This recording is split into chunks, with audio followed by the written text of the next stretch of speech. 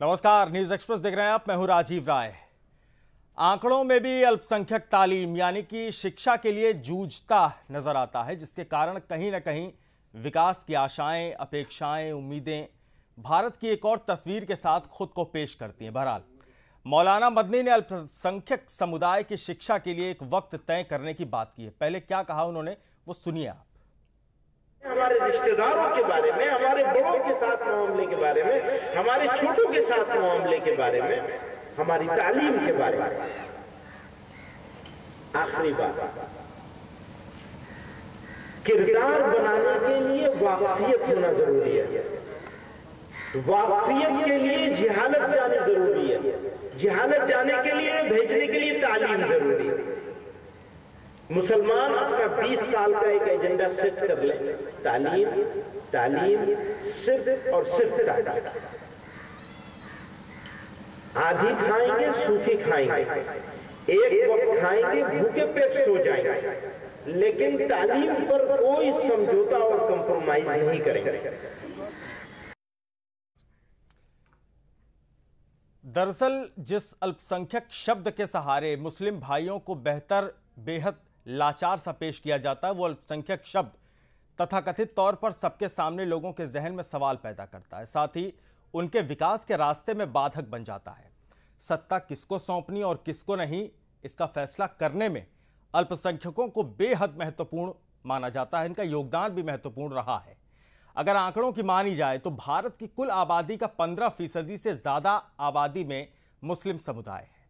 साथ ही इनमें शहरीकरण का प्रतिशत भी कुछ कम नहीं है। हाँ, इतना जरूर है कि साक्षरता की दर दूसरे वर्गों की अपेक्षा इनमें बेहद कम है, जिसका एक कारण यह है कि अल्पसंख्यकों को बार बार लाचारगी का जामा पहना देना, टोपी, दाढ़ी और कुर्ते में अपने अस्तित्व को पूर्ण मान लेना। बहरहाल जिंदगी और विकास को सच करने के लिए सिर्फ इतने ही प्रयास क्यों? आपके जहन में भी सवाल ये कौंधेगा और चर्चा भी इसी बात को लेकर हम करेंगे। तो विकास की तस्वीरों में कैसे विश्वास कर लिया जाए, जबकि लोग आज भी मतभेद के लिए नए नए बहाने इजाद करते रहते हैं। क्यों? गंभीर मुद्दा है ना, और विकास में बाधक भी। अल्पसंख्यकों को विकास के लिए, भारत की बुलंदियों के लिए मौलाना मदनी ने क्या कहा है, आइए देखते हैं इस रिपोर्ट में। कारवां के दिल से एहसासे जिया जाता है, हमें अपने बिगड़े हुए का एहसास भी नहीं रह गया। लड़ाई कहां हो रही है? लड़ाई वहां हो रही है जहां का हमें एहसास नहीं है। उस मैदान में लड़ रहे हैं जो मैदान में जंग नहीं है।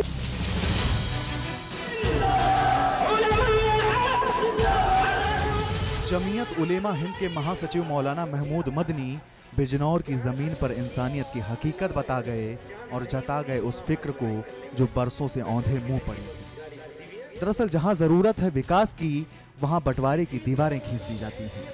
लहू में मतभेद बता दिया जाता है, साथ ही ये जता दिया जाता है कि आपकी पहचान क्या, आपके धर्म का नाम क्या, आपका दुनिया में काम क्या। बस यही सारा विकास खुद ब खुद धोखे की दीवारों के बीच भटकता रहता है। Mother India gave birth to many religious and spiritual streams. Some of them have even traveled beyond Indian borders.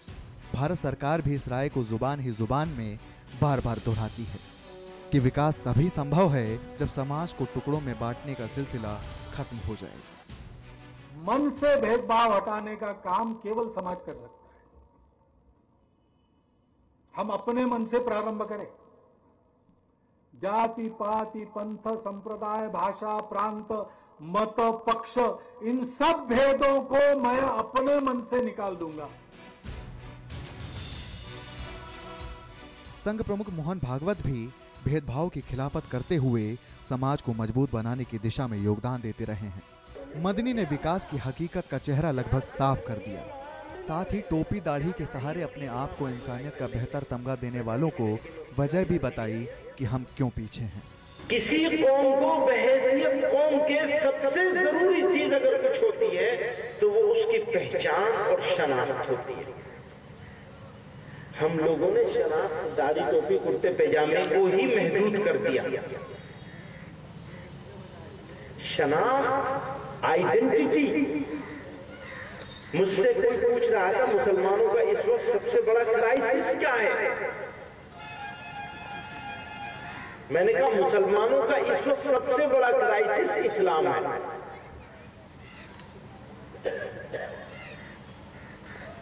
मुसलमानों का सबसे बड़ा क्राइसिस इस्लाम है। मुसलमानों के मोहल्ले में चले जाइए तो छोटा बच्चा मां बहन की गाली से बात करता है, बड़े जवान भी मां बहन की गाली से बात करते हैं। मुगल्लज़ात मोहब्बत में भी ज़बान से मुगल्लज़ात ही निकलते हैं।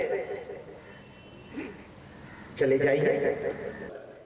दरअसल ये हकीकत है विकास की, इंसानियत के मौजूदा चेहरे की, जिसके बदलाव की उम्मीद मौलाना मदनी को भी है, साथ ही पूरे भारत देश को भी। हिमांशु तिवारी के साथ ब्यूरो रिपोर्ट, न्यूज़ एक्सप्रेस। तो मुस्लिम धर्मगुरु मौलाना मदनी का बयान इस दौर में अपने आप में बहुत अहम हो जाता है, क्योंकि बहुत सारी शिकायतें, बहुत सारी नाराज़गियां जो है होती हैं, उनको दूर करने के लिए और अपनी पहचान को बदलने के लिए खुद इस्लाम क्या प्रयास करे, खुद मुसलमान क्या प्रयास करें, तालीम कैसे हासिल की जाए, और इस पर फोकस देना एक बहुत अच्छा काम है, क्योंकि सबका साथ होगा तभी तो सबका विकास होगा, ये सोच है। चर्चा इसी बात को लेकर हम करेंगे। पूरा पैनल हमारे साथ जुड़ा हुआ है। सबसे पहले आपको अपने खास मेहमानों से हम रूबरू करा दें। हमारे साथ बाबा पंडित नंद किशोर मिश्रा जी हैं, धर्मगुरु हैं। मौलाना अब्दुल हमीद नोमानी साहब हैं, सेक्रेटरी जमीयत उलेमाए हिंद के। और योगेश मिश्रा जी हमारे पॉलिटिकल एनालिस्ट हमारे साथ हैं। आप तीनों का बहुत बहुत स्वागत है इस चर्चा में शामिल होने के लिए।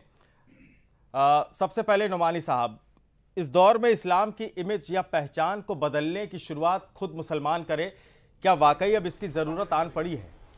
देखिए, इस्लाम को लेकर जो है और उसकी छवि और इमेज को लेके ये कोई आज की बात नहीं है।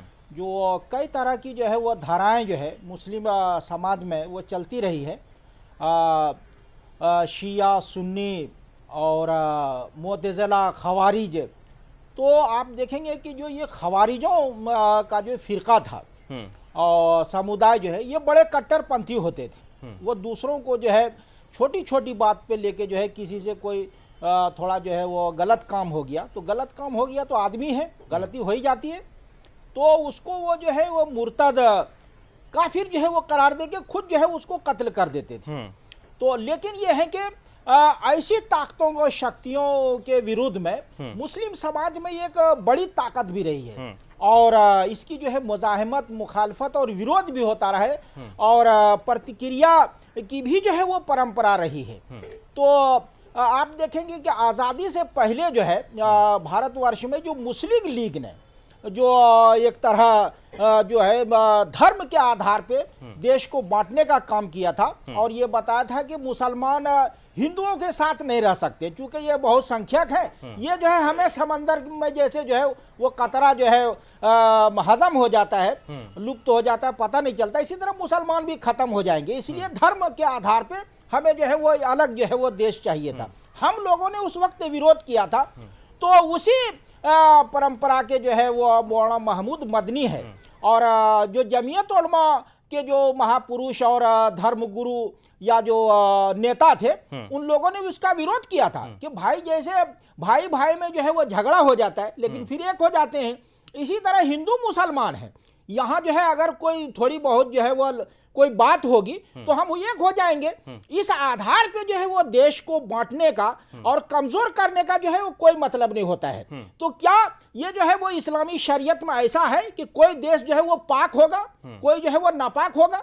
धरती तो सब जो है वो पाक है, ये भारत माता भी जो पवित्र है। तो ये जो है आप जो बंटवारा कर रहे हैं कि ये पाकिस्तान और ये जो है ये दूसरा जो होगा, ये तो बहुत आगे चले गए। मैं ये कह रहा हूं कि मौलाना मदनी साहब ने जो ये कहा है कि तालीम हासिल करने के लिए एक वक्त की रोटी खाएंगे हम, लेकिन तालीम हासिल करेंगे, ये तो सही है। मौलाना मदनी जो है ये आज से नहीं है, ये 10 साल से कह रहे हैं। लेकिन यह है कि मीडिया में इस बात को जो है चूंकि आज आपने उठाया इसको, इसीलिए जो है आपको लग रहा है कि हम तो चूंकि उनके साथ रहते रहे हैं, हमने देखा है उन्होंने कम से कम जो है 400-500 जो है वो कॉन्फ्रेंसों में, सम्मेलनों में ये बात कही है। लेकिन आज जो है वो जिस संदर्भ में आप जो देख रहे हैं कि जो है IS के लोग जो है वो बोको हराम के लोग जो है नाइजीरिया में और जो अन्य जो है प्रांतों में जो है वो पड़ोसी जो है देशों में आप देख रहे हैं, तो कुछ लोग जो है वो धर्म के नाम पे जो है जो एक आतंकवाद का जो है कारोबार कर रहे हैं, एक तरह आप कह सकते हैं कि ये कारोबार बन चुका है।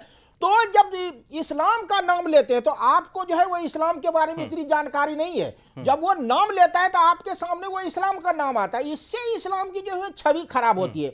इस्लाम जब ये युद्ध स्थिति में भी इस्लाम कहता है कि फलदार जो है वृक्ष को मत काटो, बच्चों को मत मारो, औरतों को मत मारो, बूढ़ों को मत मारो, जो पूजा में सम जो है लगे हुए हैं उनको मत मारो, खेती को जो है बर्बाद मत करो। लेकिन ये तो बगैर जो है वो किसी तरह का अंतर भेदभाव किए वो सबको जो है वो कत्ल कर देते हैं। तो इससे तो इस्लाम की छवि खराब हो रही है। तो वही मिश्रा जी मैं ये जानना चाह उसी रहा हूं की तरफ जो है वो जो बात मदनी ने मदनी साहब ने कही ध्यान या आकर्षित जो कराया। बात नोमानी साहब कह रहे हैं, ये दोनों बातें एक जैसी हैं कि विकास होगा कैसे और इमेज बदलेगी कैसे। इस्लाम वो भी है जो आईएस है, लेकिन इस्लाम का चेहरा और चेहरे के पीछे जो हैवानियत हम देख रहे हैं उस इमेज को बदलने की कोशिश और उस दिशा में बातें कर रहे हैं मौलाना मदनी। इन सब चीजों से कैसे बदलेगा इस्लाम और उसकी पहचान कैसे बदलेगी?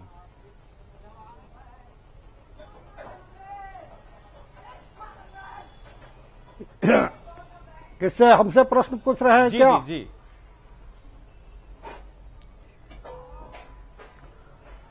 अखिल भारत हिंदू महासभा ने राष्ट्र के विभाजन का विरोध किया था और मुस्लिम लीग, कांग्रेस और कम्युनिस्ट राष्ट्र के विभाजन के मसौदे पर हस्ताक्षर किया था। हम आपके साथ अखिल भारत हिंदू महासभा हमने आज भी विरोध में 14 आपके अगस्त साथ थे। 1947 अविभाजित भारत को मानता है। हाँ, अब आपको जो बिहार और पूर्वी उत्तर प्रदेश के मुस्लिम लीडरों ने मुस्लिम लीग का साथ दिया था और इनके नेता अल्ताफ हुसैन जो हैं सो ब्रिटेन में शरण लिए हुए हैं, आज भी वहां पर मुजाहिर कहे जाते हैं। यहाँ सबसे बड़ा प्रश्न है कि मौलाना मदनी ने जो शिक्षा की बात कही है उसका हम समर्थन करते हैं, क्योंकि शिक्षा जो है प्रकाश का कारण है। लेकिन कुरान में जो 22 आयते हैं जो जन्नत और दारुल इस्लाम, दारुल हरब, माले गनीमत का चिंतन करता है, यही यह सब मूल कारण है कि मानव की हत्यारा बन रहा है, मानवता की हत्या हो रही है। तो मैं तो जो इस्लाम के विद्वान हैं उनसे यही निवेदन करूंगा कि कुरान की जो 22 आयतें हैं उसको निकाल दिया जाए तो संपूर्ण विश्व में सर्वे भवन्तु सुखिनः का मार्ग प्रशस्त होगा। चलिए, योगेश मिश्रा जी भी हैं राजनीतिक विश्लेषक, उनसे भी हम बातचीत करेंगे, चर्चा करेंगे इस पूरे मुद्दे को लेकर कि इस्लाम क्या वाकई ऐसा है जैसा कि मदनी साहब कह रहे हैं और वाकई अब ज़रूरत महसूस हो रही है इस दौर में एक बड़े पैमाने पर कि अब चेंज ओवर किया जाए, टोपी, कुर्ता और दाढ़ी से ऊपर अब तालीम की दिशा में आगे बढ़ा जाए और शायद यहीं से सब कुछ बदलेगा। एक छोटा सा ब्रेक फिलहाल ले रहे हैं, तुरंत लौटते हैं। मैंने कहा मुसलमानों का इस वक्त सबसे बड़ा क्राइसिस इस्लाम है।